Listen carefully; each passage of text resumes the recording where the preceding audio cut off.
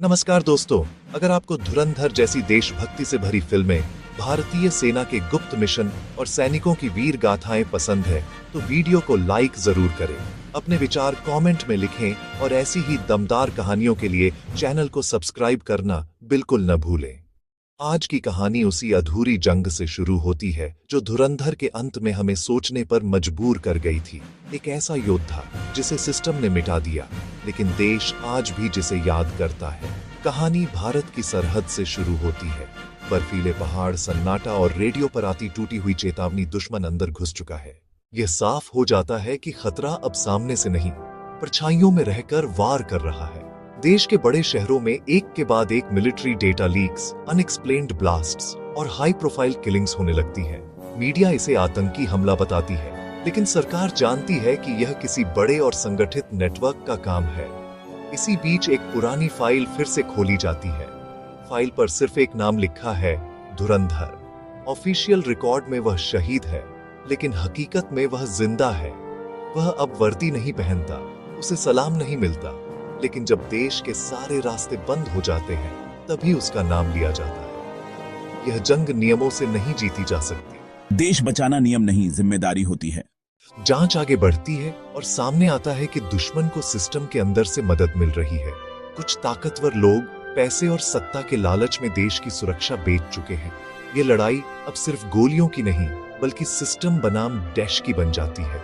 धुरंधर को एक secret mission पर भेजा जाता है, सीमा पार, बिना पहचान और बिना किसी आधिकारिक सपोर्ट के। एक रात दुश्मन के इलाके में घुसते हुए उसकी छोटी सी टीम पर हमला होता है। अंधेरा, थर्मल विजन और चारों तरफ गोलियों की आवाज। टीम का एक जवान वहीं शहीद हो जाता है। उसका खून धुरंधर के हाथों पर गिरता है और उसी पल यह जंग उसके लिए पर्सनल बन जाती है। वह कसम खाता है कि इस बार दुश्मन सिर्फ हारेगा नहीं, बेनकाब भी होगा। यही सबसे बड़ा खुलासा होता है। इस पूरे खेल के पीछे कोई आम आतंकी नहीं, बल्कि एक इंटरनेशनल वॉर ब्रोकर है, जो देशों के बीच युद्ध करवा कर मुनाफा कमाता है। उसके लिए सैनिक सिर्फ मोहरे हैं और भारत उसका अगला बड़ा निशाना।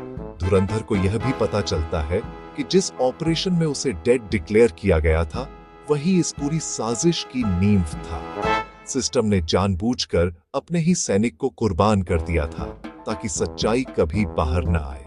अब धुरंधर अकेला नहीं लड़ता।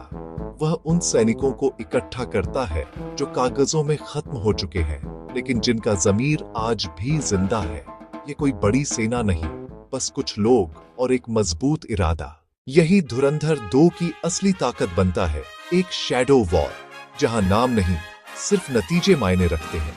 फाइनल ऑपरेशन शुरू होता है। दुश्मन का कंट्रोल सेंटर, जहां से भारत पर सबसे बड़ा हमला प्लान हो रहा है। अंदर घुसना मतलब मौत को न्योता देना, लेकिन धुरंधर जानता है कि अगर आज नहीं रोका गया तो कल तिरंगा खतरे में होगा। आखिरी लड़ाई सिर्फ गोलियों की नहीं होती, यह लड़ाई होती है कर्तव्य और स्वार्थ, सैनिक और सिस्टम के बीच। दुश्मन हारता है, नेटवर्क टूटता है और देश बच जाता है। अंत में धुरंधर फिर से गायब हो जाता है। न मेडल, न पहचान। फाइल बंद कर दी जाती है, अलमारी में रख दी जाती है। बाहर तिरंगा हवा में लहरा रहा होता है। देश सुरक्षित है, क्योंकि कुछ योद्धा इतिहास में नहीं, सिर्फ जरूरत के वक्त जिंदा होते हैं। दोस्तों, अगर आपको धुरंधर और धुरंधर 2 की यह एक्सपेक्टेड कहानी पसंद आई हो, तो वीडियो को लाइक करें, अपने विचार कमेंट में बताएं और चैनल को सब्सक्राइब करना न भूलें। और अगर आप चाहते हैं कि आपके बच्चे भी अनुशासन, साहस और देश सेवा की राह पर आगे बढ़ें, तो गुड डे डिफेंस स्कूल, सैनिक स्कूल, हनुमानगढ़ जैसे संस्थान ही आने वाले कल के धुरंधर तैयार करते हैं। जय हिंद, जय भारत।